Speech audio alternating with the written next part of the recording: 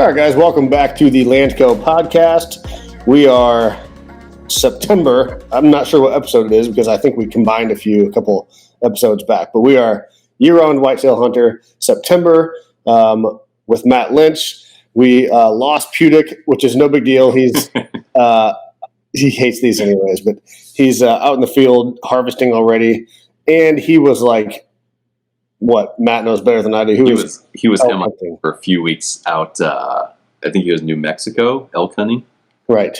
I should have shown that picture. I don't know if he can. He got an awesome one, but he did get a good one.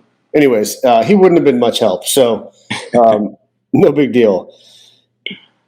Matt and I chatted a little bit before. September is, I don't know, it's kind of preparing for the season, right? There's not a bunch that goes into September, right? No, it's really just making sure that you are ready, that you've got everything set up for the season so that when the time comes, you're not scrambling to make changes or do anything drastic, and kind of just trying to be as hands-off as you can on your farm, just to kind of let things settle down before, you start putting your footsteps on your places. Yep. So roll us through the process. I mean, I think I know most of this, even though I'm not into it as much as you guys. So last episode, which I think was when we combined them, right? So it was, what would that be, July, August? Right, exactly. So that's when you guys were heavy into trail cameras, right? Right. It was making sure our cameras were out, they were in the right places, trying to, get an inventory of the deer herd, what's out there, what's moving, where are they moving, just make sure everything's set up in the right spots. Okay, so what did that, I might word this wrong, but I know you're going to know what I mean. So were you able to pattern one, or did you learn from those trail cameras what you wanted to moving into the season, which we're now into the season, so we don't need to talk about that when it's October 8th. So don't worry about that. But moving back a week ago, what'd you learn from your trail cameras, and how did you apply that? Sure. Yeah. It kind of let me know what areas of different farms were being utilized more, throughout the summer and into the start of, as we approach October. And it kind of let me know what, the access points into some of our food plots were. Sometimes it changes. We try to keep the big, trails and funnels into the different food plots open, but, sometimes things change. You get some big fallen trees in the timber that, block some travel routes that you don't get to. And, that kind of redirects things, or for whatever reason, sometimes deer just come out of different areas that you're not used to compared to other seasons. So, July and August, it was kind of getting, some intel on where these deer were moving around. And here in September, we've got it figured out. It's really just seeing if we can get anything patterned on our cameras, where the deer are coming in and out of and what times, and right. What their behavior's like while they're in there. So walk us through, because you're monitoring a few farms, right? So walk us through what you do if you pattern one and what you do if you don't, because those are probably different answers, right? Yeah. It's so weird. I've got some farms that I don't even really bother doing much on until after the crops get harvested and it gets towards the chasing phase of rut, late October into, early mid-November is when I start really going after some of these places, just because they're harder to hunt early season. They're more large ag fields, big blocks of timber. And some of our other ones, they're great. We've got lots of green fields on them. So, we've got one or two farms. I've had some really good ones patterned. It's more checking on the cameras that we have out there right now, seeing where they're moving. And I've had to move a couple cameras too when I know they're in the field, but I'm not getting eyes on them. So, kind of move a couple cameras around in there just to see where they're moving throughout these food plots, so that I know my stands are in the right place. And when I get out there, I've got an opportunity to get a shot at one of them. Okay. I'm going to ask a few questions there. So some of those farms, and again, some of these are for the listeners, because I think I know what you'll say, but you said some of your farms that aren't easily accessible or have crops to the edge, you just let sit, right? Right. How big are those farms? What are we talking about? So one in particular, there's two of them. One is about 400 40 acres. The other one's about 250 acres. Okay. That's not what I expected, but I think the point will be the same. Let's say a dude buys, because we all run into this a lot. A guy buys 40 or 80 and doesn't have great access. He buys it to hunt. Is sometimes the advice, if they're like from a few hours away, just to, and again, we're assuming that it's in Fulton, Peoria, Knox, somewhere that, or Woodford, somewhere that has good deer hunting. Is the advice from someone like you or Ryan or somebody that's a trophy deer hunter, if you don't really know that farm, or if you want to err on the side of caution, just stay out and go when it gets good? I think there's a couple factors that go into it. Is one, if this is your first year going into it, you've not really had a lot of camera history on there. Well, let me give you a little more background. Okay. Like if it was me, right, I would probably do more damage than good trying to figure out what I have, right? So like if I would get a deer farm, I promise you, Ryan would be like, just stay away from the farm and go when it gets good. Yeah. My advice to anybody, if you don't have history on a farm, if you don't really know what you're getting into, so especially if you're a deer hunter and you're going after trophy whitetails, my advice is, like what you said, do not educate these deer any more than you need to. Wait until it's good, when they're a little more oblivious to what's going on. They're not focused on what's around me. They're focused on chasing does. Go out there and, sit when you know they're going to be moving around good and chasing, get some inventory. Then chances are you're going to see one or two good ones at least. Right. But going out early in the season, not knowing what you have, not knowing really where they're moving or how they're moving, my best advice is somebody who's from out of town, take the time early season, go set your cameras up so that when you come back, I think the best time anybody can hunt, especially for big deer, is the later part of October. They're not really just chasing like crazy, but they're up on their feet. They're checking does. They're bumping them around. Get your camera set out in, August, September, the early part of October, so that if you can make a trip back for the later part of October, you have a good idea what's out there then, and they're going to be on their feet most likely. Yep, for sure. We're kind of getting off topic, but I'm just curious now. Like, have you ever, these farms that you stay out of, have you ever put a bunch of trail cameras up early? Like, have you seen, do you have any experience what that cause and effect is? Like like the changes in deer patterns or daylight activity when you're out there. Have you seen any of those things? Like I ask because sometimes, like when Ryan's moving to, I think you are to a certain degree, like those, like the cell cameras or whatever they are. In my mind, I'm like, that has to help a ton, right? Like you don't have to go out there. Sure. Have you had that experience where you see what it does to either activity or daylight activity? Absolutely. It's mostly, I don't think it changes really, the deer moving in the daylight versus being nocturnal. I think it's more their demeanor when they come into the field during the daylight. If you've been out there a lot, putting your scent out there, making noise, if you go to hunt and you watch these deer come out in the daylight, if they're, used to, smelling something that isn't right or hearing something that isn't right, they're going to come out a little cautious. They're always going to be looking around, a little hesitant about, just letting their guard down. But, if you just go out there once or twice, you're in and out quick. These deer are just a lot more comfortable. As I've noticed, they don't really pay attention to the little things that, might not slide otherwise. Right. Okay. That's what I expected the answer to be, but, so those, the cell cameras are definitely a game changer for sure. Yep. That's huge. Okay. Let's go back to, whatever our episode here that we should be talking about. So did you pattern any deer? Like did the cameras work? Is there anything that you're on now that was a result of the trail cameras?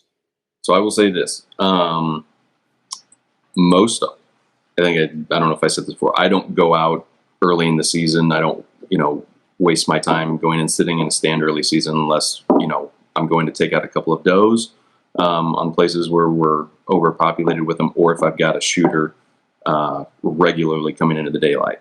Right now, on a couple of farms, I would say I've got 2 that have been pretty regular in the daylight. Is that one picture? Should I pull it up? Yeah, you can pull that picture up.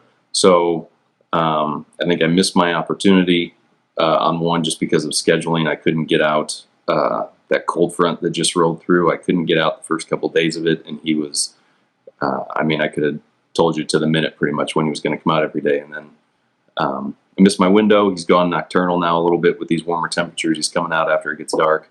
So I'm hoping I still have a chance to get on him, but I know he'll probably stick around at least till the end of the month before. Do you have any experience with that deer? I'm awful at scoring deer. What's that? Just a solid 10? I do. He's a solid 10. I'd put him close to 170 inches as a typical 10. We've got definite history with him. We saw him and had several pictures of him the last couple of years. Last year especially, we passed him knowing he'd be a lot better this year. He blew up though. Last year he was 140s, maybe 150, and this year he blew up into I'd call him pushing 170 as a clean 10, which is really solid. Yeah, he's definitely a good one. I'm hoping once things cool down again next week, maybe he shows his face again. I can get on him. Nice. Is this the which you don't have to say it? Is this the farm where I'm looking by the food plots here. Is this the farm where your old man shot that big deer last year? This is not. This is a different farm. That farm has some big ones on it for sure. Just nothing regular in the daylight yet, which is not uncommon. That farm gets really good towards the latter part of October for us. Okay. So let's say you didn't pattern one. You're kind of like your approach is like there's no good ones, so let's stay out and exactly let it kind of roll as natural as it can. I've got lots of great deer on camera right now, just not consistently in the daylight. They're mostly nocturnal, so for those deer, it's I have had to move a couple of cameras around just because there have been some new ones that have shown up. So what I want to do is try to hone in more on where I think they're bedding at, so that I can put myself in a better position, to intercept them from bed to food when the time is right. Okay. Yeah. What else? Did you have to move any stands based on pictures? Do you have to go back and clear anything? Again, this is September, so are you? I did. That bigger farm that I mentioned earlier, we've got lots of cameras out there. I had a really nice one show up that I wasn't really expecting to see, and he kind of forced my hand into put a couple of stands up on an area that I've not had stands before, just in preparations, knowing that the crops out there will be coming out in a couple of weeks, and as long as he's still moving through there, which I think he will be, once the crops are out, I have a feeling I will see him in the daylight then. So I've got stand work already, and the cameras are in good spots for that. So okay, yeah. What else? Shooting bow, washing clothes. I think my cameras are in good spots right now. I'm not quite ready to, transition them onto scrapes yet. I'm still on food, until they really start, until I start seeing, more sign of scrapes popping up and more rubs. I'm going to just keep them on food sources. So my cameras are good right now. My stands are good. It's really just making sure that I'm shooting straight and my clothes are washed and everything's ready to go. If a deer, all of a sudden starts showing up and I can have an opportunity to go after him. Yeah, well, you guys are fortunate to have. Well, you guys aren't on the cutting link. You're on, or you are. Mm-hmm. Do they text your pictures, or do you go check them at the one base camera still? Yeah, so I'm going to move to the cell version. Fortunately enough for us, on a majority, I'd say, 3 out of our 5 farms were either out there numerous days during the week, or I'm within a 5-minute drive to get to these places and can check them very easily. So I'm not quite needing the cell version for those, but a couple of our other farms, a little bit farther of a drive and a little bit harder to navigate through the property without Yep. Doing some damage, as I call it, putting my scent out there. So I'm gonna move to the cell version on those. I kind of want to move. This is entirely off topic, but Let's roll. I want to use those to waterfowl scout this year. We've got I know absolutely nothing about waterfowl scouting, so like I didn't know you could pattern birds like that. Well, so like 90% of our hunting occurs, or maybe more than that, at like our blinds we already have, right? And people just go to them. But there's probably,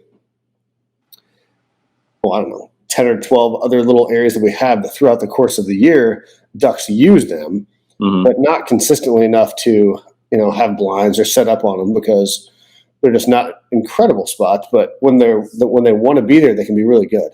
Sure. But a lot of times we don't know that till double click, Jason's like, hey, go here. I'm telling you the birds are here. And no one ever listens to him, but he's always right. Right. But if we knew that, like on my farm or double cluck or a couple of these other places, if we had cameras, it's like, hey guys, there have been mallards in this hole for 6 days in a row at 3 o'clock. Then you just go. Yeah. I don't know if it's going to work. I mean, it's worth a try. Well, you can't even buy those now. They're like sold out everywhere. I know.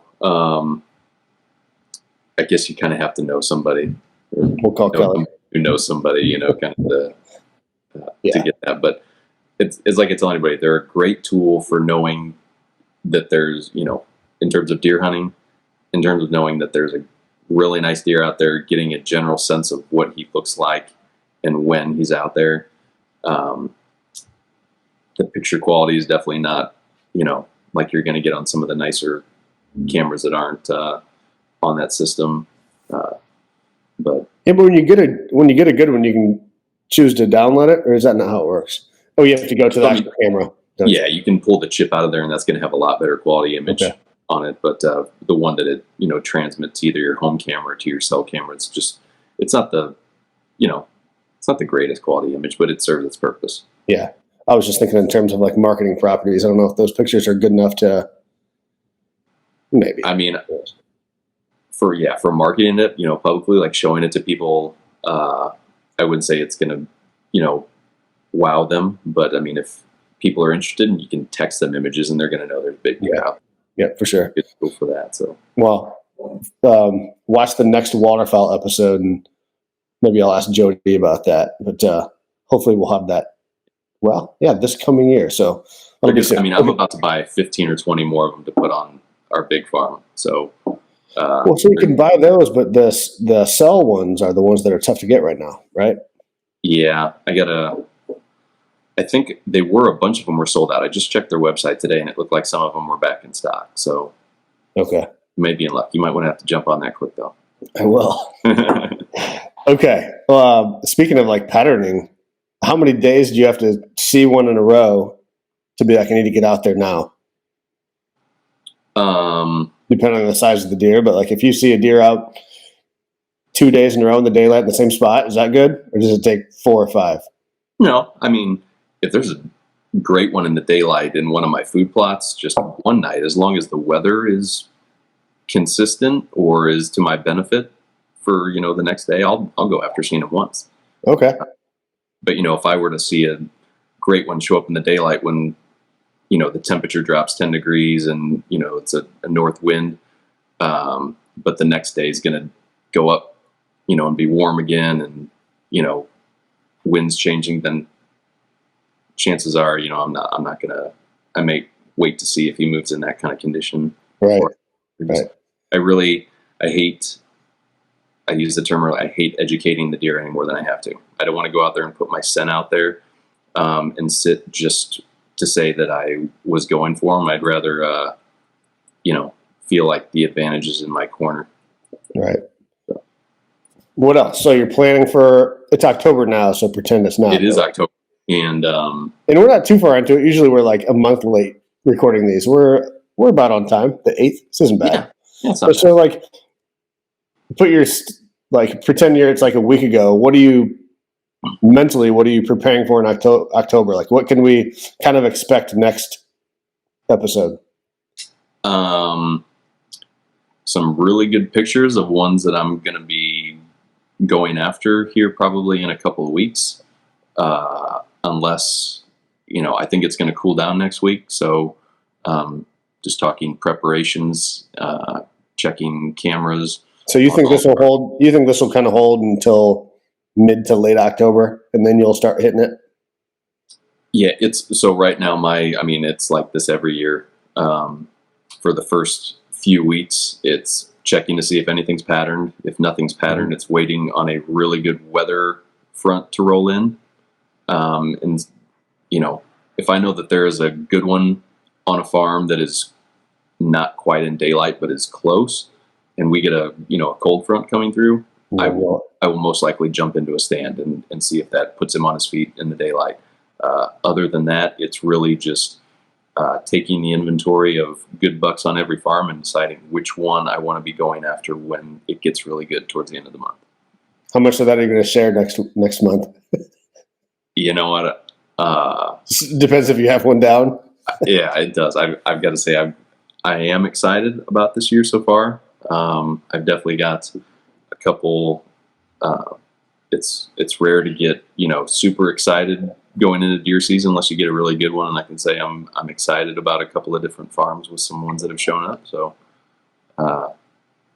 yeah, I hope I can show some pictures to you. I'd like to say I've got my hands on them in the pictures, but we'll see. Okay. We miss anything? It's kind of more of a stressful.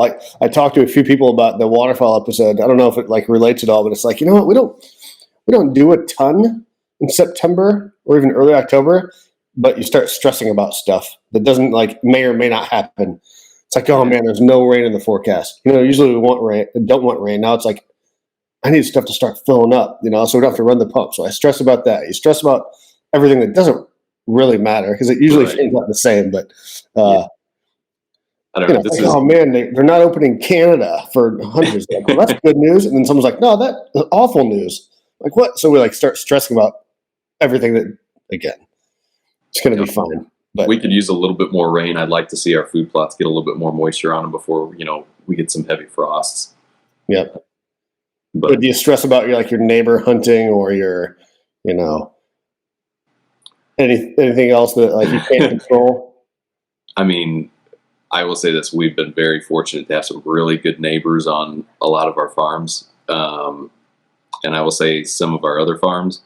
I wish some of the neighbors would get on the same page, but it's out of our control, and you just do the best you can. That's why we set some of our farms up the way we do to try and pull deer more towards the interior and give them everything they need, bedding, water, and food, and stay out of those places as much as we can so that they don't feel the need to have to wander off too far.